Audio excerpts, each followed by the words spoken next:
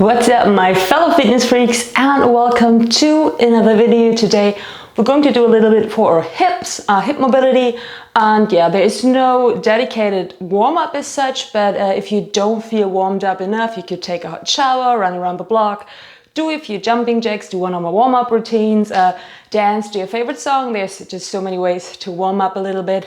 And yeah, once you're warmed up, come back here, and then we're going to start with those really nice exercises to mobilize or to improve our hip mobility and or hip strength as well. We start with the first one, right? This is pretty easy. Let's see. So we have a 90-degree angle here, more or less, and a 90-degree angle here, and a 90-degree angle here, right? More or less, right? You can have your feet a little bit in if you need to. And what we do now, you might use your hands to get up. You try to get up here and then down.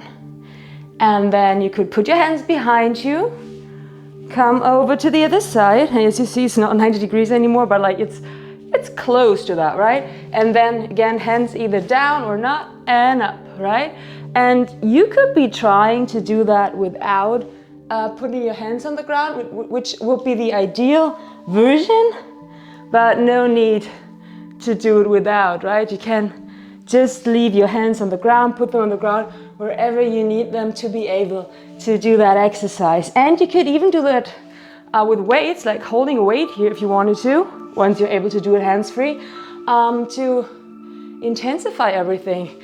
So then there will be more strength work involved. And as you can see, the 90 degrees are kind of gone, but yeah, let's always start over 90 degrees, because if we don't, then our feet are super close in right away. And up, and back down onto a booty, over, up, and press the hips to the front, and down, over. Once more each side. And up, and down, and over, up, and down. Nice. Now, hands behind you, and just move those legs from side to side, in and out. It's so important to train our hips, right? And if you struggle with those exercises, especially doing them hands-free, this is totally normal. If you don't have enough flexibility and mobility in your hips and in your ankles as well, right? Your ankles, they need to be pretty flexible at some point as well to do the exercise completely hands-free. So yeah, just keep working towards it, and bit by bit, you're gonna get better. So, the next exercise, it's just gonna be an internal rotation. Very easy. So one leg is out here, the other leg is up here, right? Bend. And then you want to turn in, come onto the side of your foot, and have the knee on the mat, right? If you cannot do that, this could also be due to lacking ankle flexibility. So if you just get halfway down, it could be because you cannot bend your ankle that much. Then just like keep working a little bit, and after a while you're gonna get lower down. And again, you could be having your hands back here in order to be able to hold a position. But yeah, ideally you always strive to do that hands-free. Right, a few more. And always feel free to repeat the exercises that you like the most, or that you think that you have to work on the most after we're done here, right? You can always integrate them into your daily routine.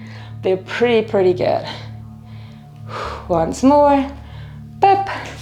And let's come over to the other side. Leg out here, the other one's up here.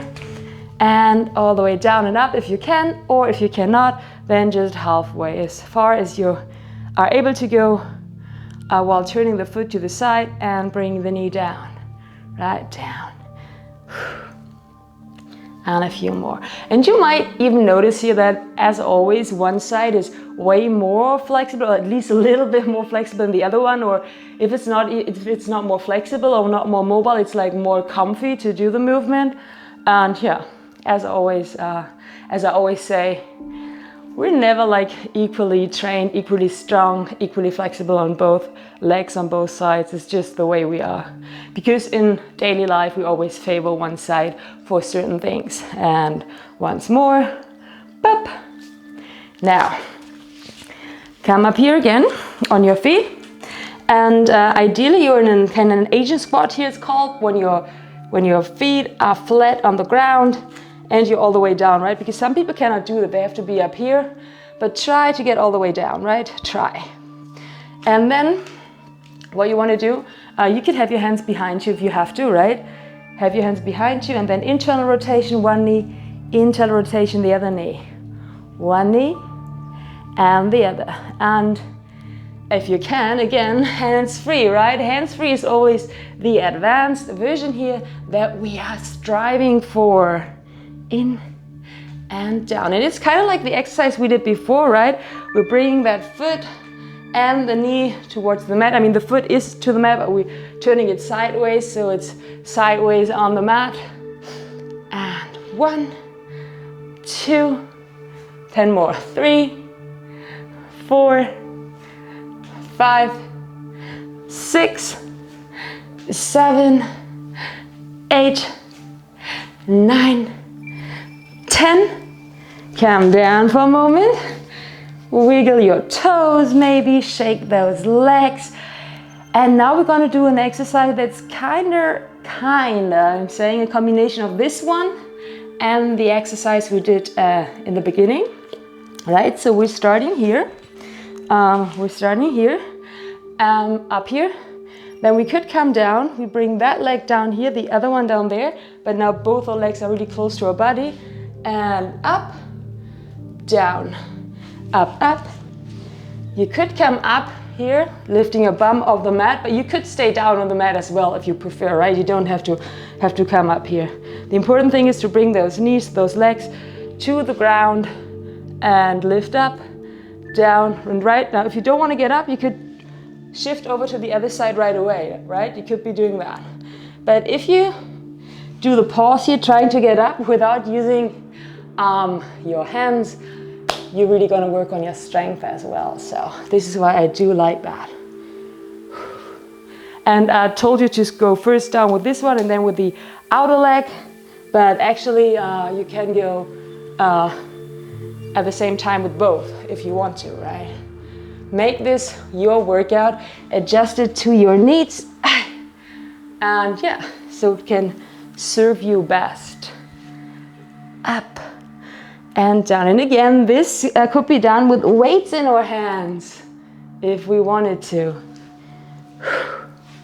Just a few more. Up, down to the side. Up once more, each side. Down, up, up, down. Oof, that one is getting hard. And up and down. And now one last exercise. It's gonna be a bit easier than these for most people. So what we do now, we come into a deep lunge here. Maybe your deep lunge is here, like with the back knee on the mat, or maybe it's further open. And what I want you to do is just like move back with that arm and to the front. And while we're here like not twisted, and while we move to that side, we kind of twist our hips a little bit. We open them back and to the front. Right, this is easier. Shoulders away from ears, right? We don't want to slouch here. And one more. And let's do the other side. So the other leg goes back, this one goes to the front, and we twist back, back, back, and back. It's also a nice spine twist, by the way, right? So it's also good for back, back, and to the front. 2 more. Up,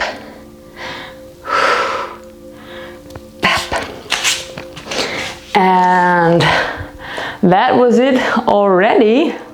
I hope you did like it.